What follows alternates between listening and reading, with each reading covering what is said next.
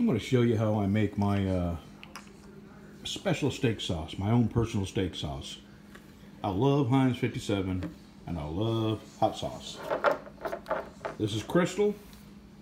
My new favorite is Frank's, but I got to use this Crystal up. So what I do is I always save my old bottle and rinse it out, and when I get a new bottle, I pour half of it in the old bottle, and then I take hot sauce and I fill the rest of it up just high enough where, you know, you can shake it up.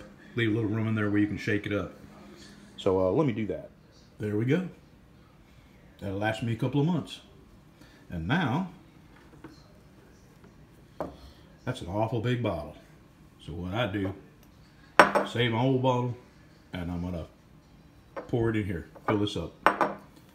Because this has a, you know, a means of controlling it. That doesn't. Alrighty, there's my big secret, my special steak sauce. And if you like hot, if you like Heinz 57 and you like hot, this is the perfect world. It's a perfect combination. 50-50. I did it. I didn't use a funnel and I didn't spill a drop. I don't know how that's possible, but anyway, it's done. Okay, I'm good for another month.